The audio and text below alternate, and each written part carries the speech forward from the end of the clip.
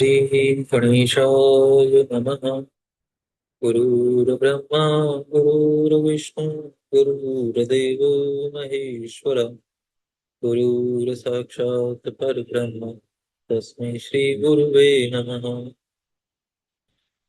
त्वमेव माता च पिता त्वमेव त्वमेव बन्धु च सखा त्वमेव त्वमेव विद्या द्रविणं त्वमेव त्वमेव सर्वं मम देव देव।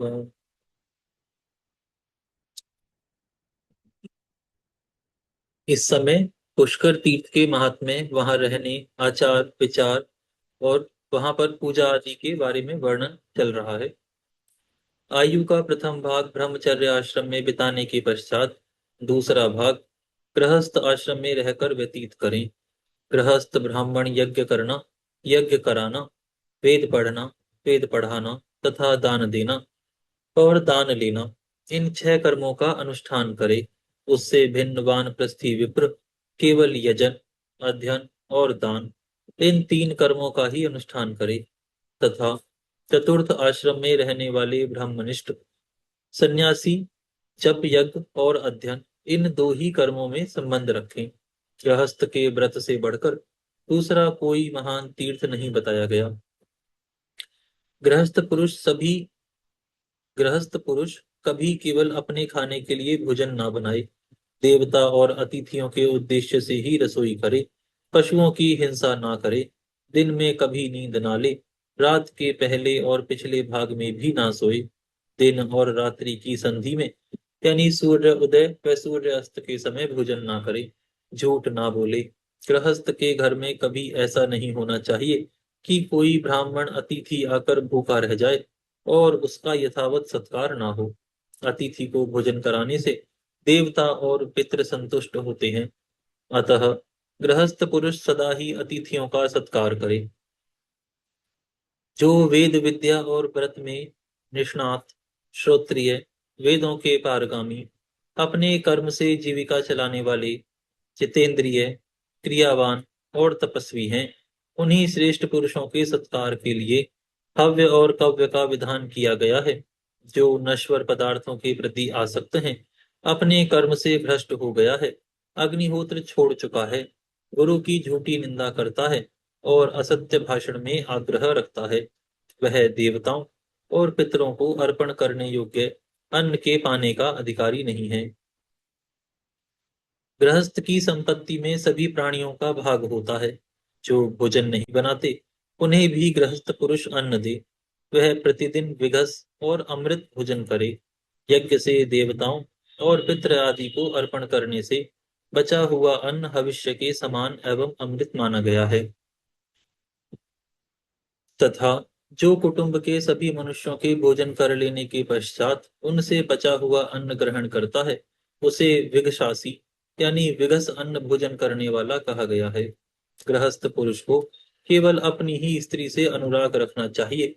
वह मन को अपने वश में रखे, किसी के गुणों में दोष ना देखे और अपनी संपूर्ण इंद्रियों को काबू में रखे। ऋत्विक, पुरोहित, आचार्य, मामा, अतिथि, शरणागत, वृद्ध, बालक, रोगी, वैद्य, कुटुंबी, संबंधी, बांधव, माता, पिता, दामाद, भाई, पुत्र, स्त्री, बेटी तथा दास दासियों के साथ विवाद नहीं करना चाहिए। जो इनसे विवाद नहीं करता, वह सब प्रकार के पापों से मुक्त हो जाता है। जो अनुकूल वर्ताव के द्वारा इन्हें अपने वश में कर लेता है, वह संपूर्ण लोकों पर विजय पा जाता है, इसमें तनिक भी संदेह नहीं है। आचार्य ब्रह्मलोक का स्वामी है, पिता प्रजापति लोक का प्रभु है, अतिथि संपूर्ण लोकों के ईश्वर हैं, ऋत्विक वेदों के अधिष्ठान और प्रभु होते हैं, दामाद अप्सराओं के लोक के अधिपति हैं, कुटुंबी विश्व देव संबंधी लोकों के अधिष्ठाता हैं, संबंधी और बांधव दिशाओं के, तथा माता और मामा भूलोक के स्वामी हैं।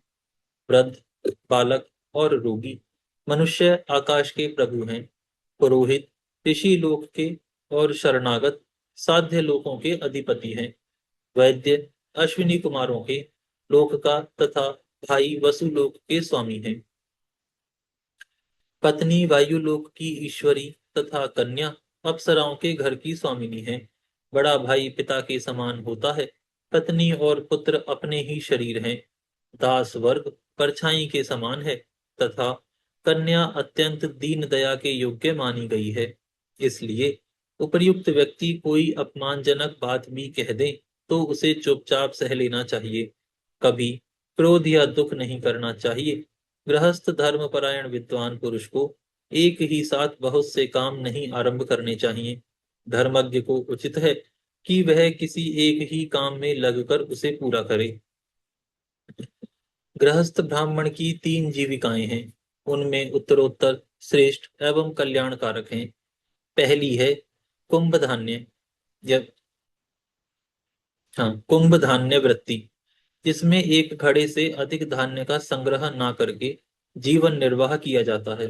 दूसरी उच्छशील वृत्ति है, जिसमें खेती कट जाने पर खेतों में गिरी हुई अनाज की पालें चुनकर लाई जाती हैं और उन्हीं से जीवन निर्वाह किया जाता है। तीसरी कापोती वृत्ति है, जिसमें खलिहान और बाजार से अन्न के बिखरे हुए दाने चुनकर लाए जाते हैं तथा उन्हीं से जीविका चलाई जाती है। जहां इन तीन वृत्तियों से जीविका चलाने वाले पूजनीय ब्राह्मण निवास करते हैं, उस राष्ट्र की वृद्धि होती है। जो ब्राह्मण गृहस्थ की इन तीन वृत्तियों से जीवन निर्वाह करता है और मन में कष्ट का अनुभव नहीं करता, वह 10 पीढ़ी तक के पूर्वजों को तथा आगे होने वाली संतानों को भी 10 पीढ़ियों तक पवित्र कर देता है। अब तीसरे आश्रम वानप्रस्थ का वर्णन करता हूँ, सुनिए। गृहस्थ पुरुष जब यह देख ले कि मेरे शरीर में झुर्रियां पड़ गई हैं, सिर के बाल सफेद हो गए हैं और पुत्र के भी पुत्र हो गए हैं, तब वह वन में चला जाए, जिन्हें गृहस्थ आश्रम के नियमों से निर्वेद हो गया है। अतएव जो वानप्रस्थ की दीक्षा लेकर गृहस्थ आश्रम का त्याग कर चुके हैं,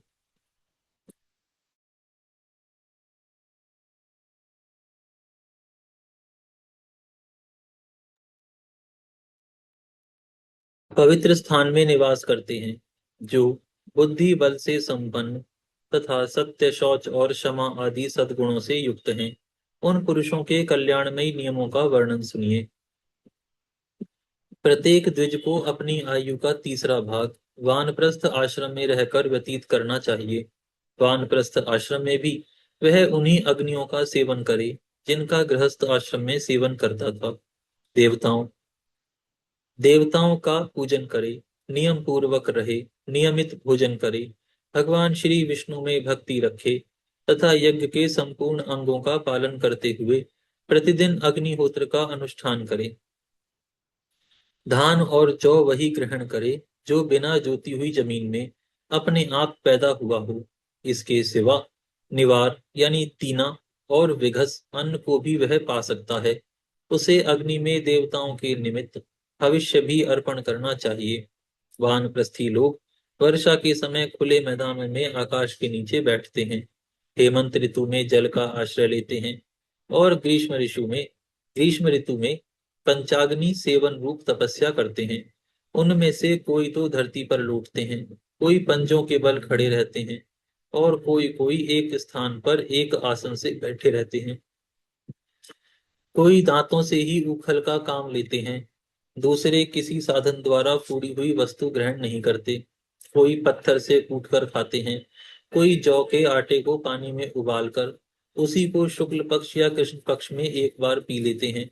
कुछ लोग ऐसे होते हैं जो समय पर अपने आप प्राप्त हुई वस्तु को ही भक्षण करते हैं।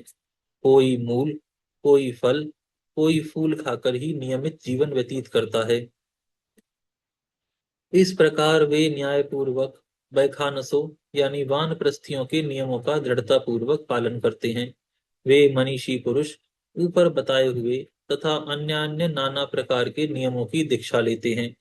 चौथा आश्रम संन्यास है। यह उपनिषदों द्वारा प्रतिपादित धर्म है। गृहस्थ और वानप्रस्थ आश्रम प्राय साधारण मिलते जुलते माने गए हैं, किंतु संन्यास इनसे भिन्न विलक्षण होता है। तात प्राचीन युग में सर्वार्थदर्शी ब्राह्मणों ने संन्यास धर्म का आश्रय लिया था।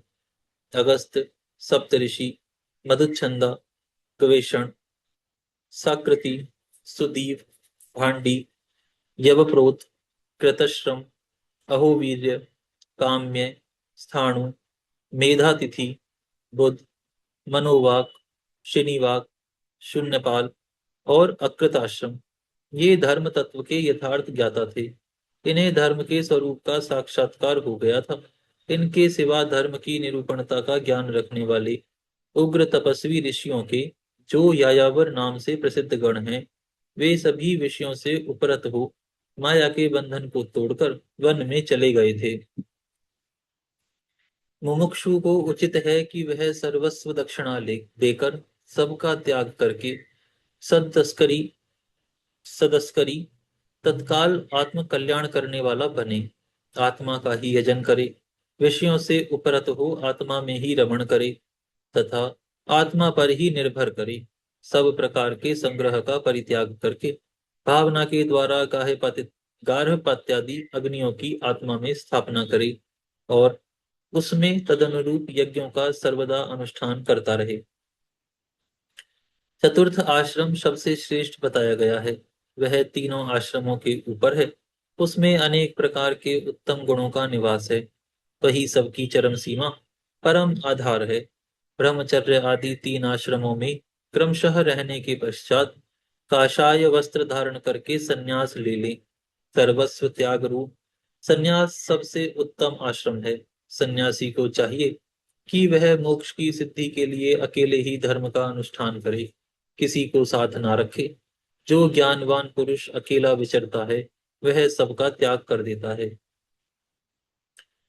उसे स्वयं कोई हानि नहीं उठानी पड़ती। सन्यासी अग्निहोत्र के लिए अग्नि का चयन ना करे।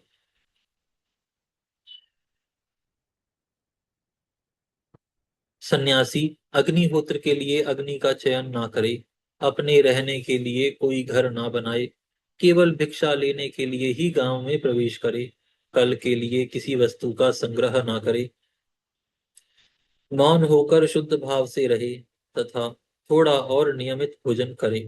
प्रतिदिन एक ही बार भोजन करे।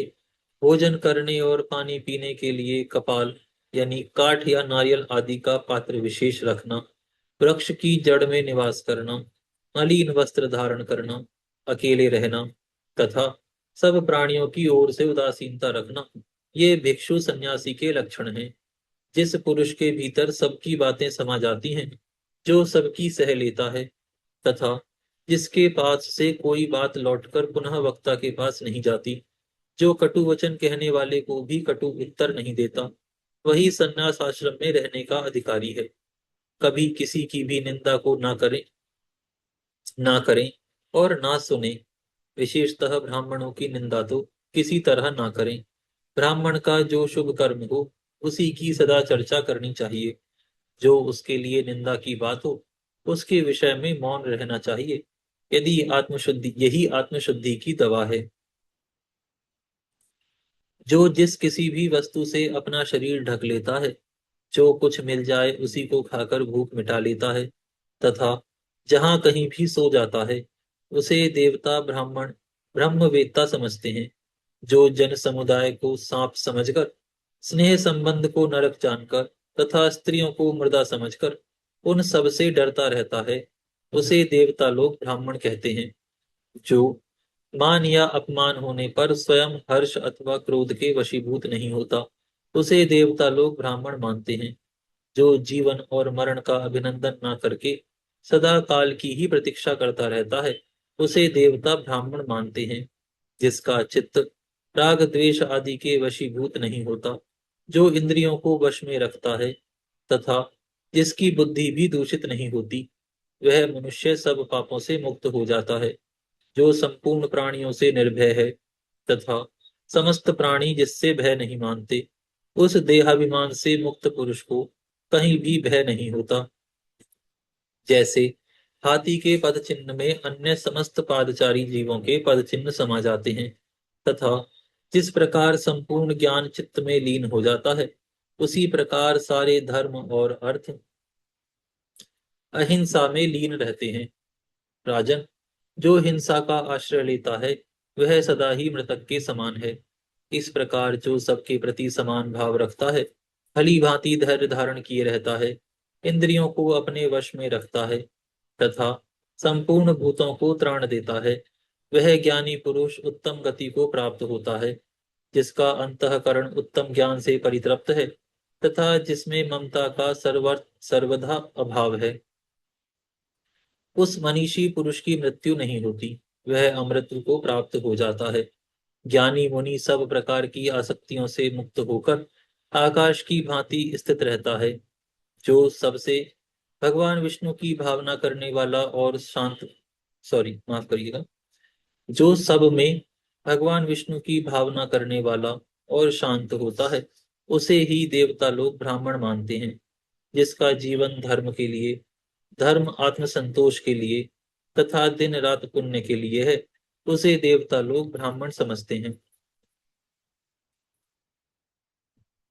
जिसके मन में कोई कामना नहीं होती, जो कर्मों के आरंभ का कोई संकल्प नहीं करता तथा नमस्कार और स्तुति से दूर रहता है, जिसने योग के द्वारा कर्मों को क्षीण कर दिया है, उसे देवता लोग ब्राह्मण मानते हैं। संपूर्ण प्राणियों को अभय की दक्षिणा देना संसार में समस्त दानों से बढ़कर है। जो किसी की निंदा का पात्र नहीं है तथा जो स्वयं भी दूसरों की निंदा नहीं करता, वही ब्राह्मण परमात्मा का साक्षात्कार कर पाता है।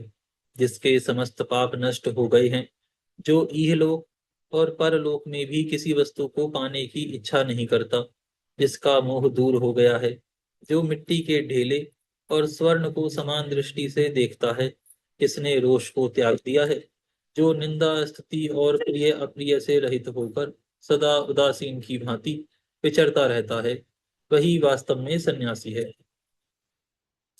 यहाँ पर यह अध्याय पूर्ण होता है। यहाँ से नया अध्याय प्रारंभ होता है। इस अध्याय में पुष्कर क्षेत्र में ब्रह्मा जी का यज्ञ और देवी सरस्वती के प्राकट्य का वर्णन इस अध्याय में किया गया है।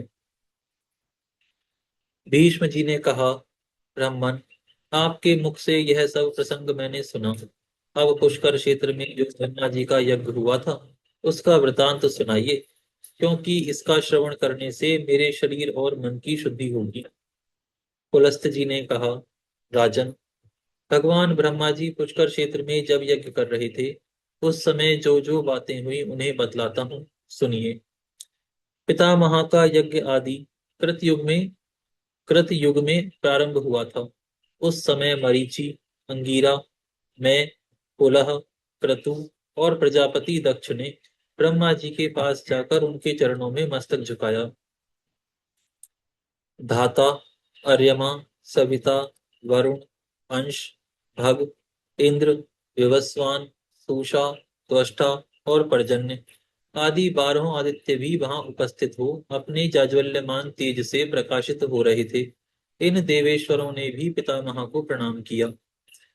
मृगव्याध, शर्व, महायशस्वी, नृयति, अजयपाद, अहिर्बुद्धन्य, पिनाकी, अपराजित, विश्वेश्वर भव, कपर्दी, स्थाणु और भगवान भग, ये 11 रुद्र भी उस यज्ञ में उपस्थित थे।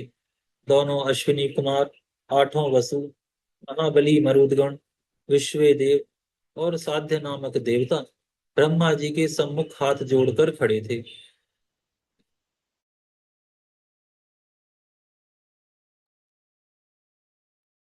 शेष जी के वंशज वासुकी आदि बड़े बड़े नाग भी विद्यमान थे। दाक्षर्य, अरिष्टनेमि, महाबली, गरुड़, वारुणी तथा अरुणी, ये सभी विनता कुमार वहां पधारे थे। लोकपालक भगवान श्री नारायण ने वहां स्वयं पदार्पण किया और समस्त महर्षियों के साथ लोक गुरु ब्रह्मा जी से कहा, जगतपति, तुम्हारे ही द्वारा इस संसार संपूर्ण संसार का विस्तार हुआ है। आपने इसकी सृष्टि की है, इसीलिए आप संपूर्ण लोगों के ईश्वर हो। यहाँ हम लोगों के करने योग्य जो आपका महान कार्य हो, उसे करने की हमें आज्ञा दीजिए। देवर्षियों के साथ भगवान श्री विष्णु ने ऐसा कहकर देवेश्वर ब्रह्मा जी को नमस्कार किया। ब्रह्मा जी वहां स्थित होकर संपूर्ण दिशाओं को अपने तेज से प्रकाशित कर रहे थे तथा भगवान श्री विष्णु भी श्रीवत्स चिन्ह से सुशोभित एवं सुंदर स्वर्णमय यज्ञोपवीत से प्रदीप्यमान हो रहे थे। उनका एक एक रोम परम पवित्र है। वे सर्व समर्थ हैं। उनका वक्षस्थल विशाल तथा श्री विग्रह संपूर्ण तेजों का पुंज जान पड़ता है। देवताओं और ऋषियों ने उनकी इस प्रकार स्तुति की। जो पुण्य आत्माओं को उत्तम गति और पापियों को दुर्गति प्रदान करने वाले हैं।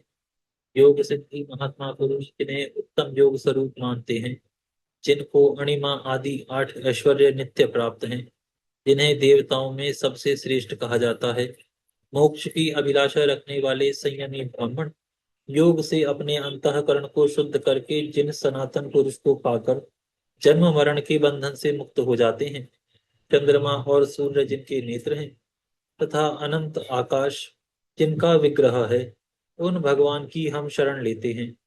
जो भगवान संपूर्ण भूतों की उत्पत्ति और बुद्धि करने वृद्धि करने वाले हैं, जो ऋषियों और लोकों के स्रष्टा तथा देवताओं के ईश्वर हैं, जिन्होंने देवताओं का प्रिय और समस्त जगत का पालन करने के लिए चिरकाल से पितरों को कव्य तथा देवताओं को उत्तम भविष्य अर्पण करने का नियम प्रवर्तित किया है, उन देवश्रेष्ठ परमेश्वर को हम सादर प्रणाम करते हैं। तदनंतर वृद्ध एवं बुद्धिमान देवता भगवान श्री ब्रह्मा जी यज्ञशाला में लोकपालक श्री विष्णु भगवान के साथ बैठकर शोभा पाने लगे। वह यज्ञ मंडप धन आदि सामग्रियों और ऋत्विजों से भरा था। परम प्रभावशाली भगवान श्री विष्णु धनुष हाथ में लेकर सब ओर से उसकी रक्षा कर रहे थे। दैत्य और दानवों के सरदार तथा राक्षसों के समुदाय भी वहां उपस्थित थे। यज्ञ विद्या, वेद विद्या तथा पद और क्रम का ज्ञान रखने वाले महर्षियों के वेद घोष से सारी सभा गूंज उठी।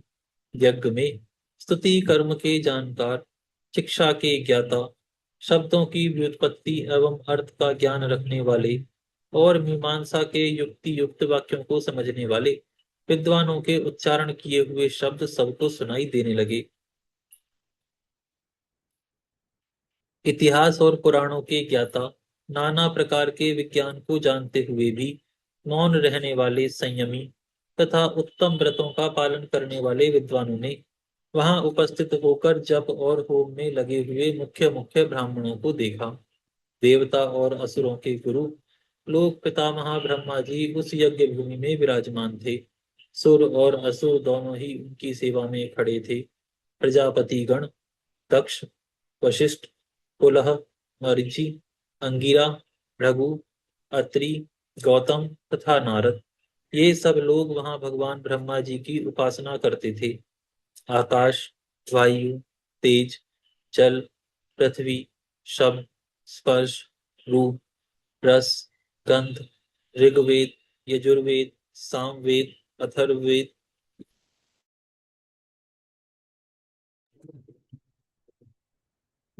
व्याकरण, छंद शास्त्र, निरुक्त, कल्प, शिक्षा, आयुर्वेद, धनुर्वेद, मीमांसा, गणित, गज विद्या, अश्व विद्या और इतिहास, इन सभी अंगों से विभूषित संपूर्ण वेद भी मूर्तिमान होकर ओमकार युक्त महात्मा ब्रह्मा जी की उपासना करते थे। न्याय, क्रतु, संकल्प, प्राण तथा अर्थ,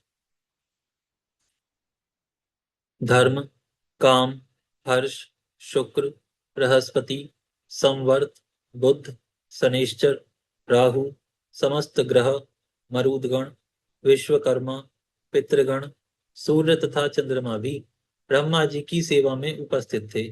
दुर्गम कष्ट से तारने वाली देवी गायत्री, समस्त वेद शास्त्र, यम नियम, संपूर्ण अक्षर, लक्षण, भाष्य तथा सब शास्त्र देह धारण करके वहां विद्यमान थे। क्षण, लव, मुहूर्त, दिन, रात्रि, पक्ष, मास और संपूर्ण ऋतुएं, अर्थात जिनके देवता महात्मा ब्रह्मा जी की उपासना करते थे, मतलब इनके देवता महात्मा ब्रह्मा जी की उपासना करते थे।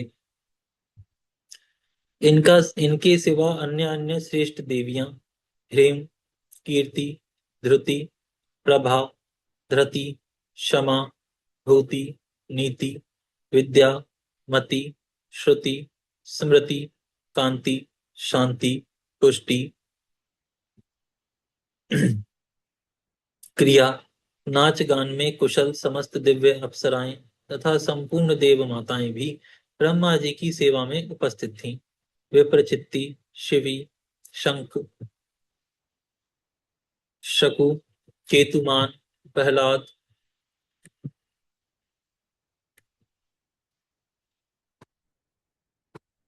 केतुमान, प्रहलाद, बलि, कुंभ, सहलाद, अनुरलाद, वृषपर्वा, नमुची, शंबर, इंद्रतापन, वातापी, केशी, राहु और वृत्र, ये तथा और भी बहुत से दानव, जिन्हें अपने बल पर गर्व था, ब्रह्मा जी की उपासना करते हुए इस प्रकार बोले। दानवों ने कहा, भगवान, आपने ही हम लोगों की सृष्टि की है, हमें तीनों लोकों का राज्य दिया है तथा देवताओं से अधिक बलवान बनाया है। हे पितामह, आपके लिए इस यज्ञ में हम लोग कौन सा कार्य करें? हम स्वयं ही कर्तव्य का निर्णय करने में समर्थ हैं। देवी अदिति के गर्भ से पैदा हुए इन बेचारे देवताओं से क्या काम होगा? ये तो सदा हमारे द्वारा मारे जाते और अपमानित होते रहते हैं। फिर भी आप तो हम सबके ही पितामह हैं। अतः देवताओं को भी साथ लेकर यज्ञ पूर्ण कीजिए। यज्ञ समाप्त होने पर राज्य लक्ष्मी के विषय में हमारा देवताओं के साथ फिर विरोध होगा, इसमें तनिक भी संदेह नहीं है। किंतु इस समय हम चुपचाप इस यज्ञ को देखेंगे, देवताओं के साथ युद्ध नहीं छेड़ेंगे। यहाँ पर हम आज विराम करते हैं, फिर कल से प्रारंभ करेंगे। हे गौ माता, आप सभी देवी देवताओं की माता, सभी पुण्य का पुण्य, सभी तीर्थों का तीर्थ हैं। हम सभी आपको दंडवत प्रणाम करते हैं। आपकी कृपा हमारे ऊपर सदैव बनी रहे। धर्म की जय हो। जय हो। अधर्म अधर्म का नाश हो। नाश हो। प्राणियों में सद्भावना हो। सद्भावना हो। गौ माता, राष्ट्र माता, राष्ट्र गौ हत्या बंद हो। बंद हो। विश्व का कल्याण हो। कल्याण हो। नमः पार्वती पतये नमः। नमो नारायणाय।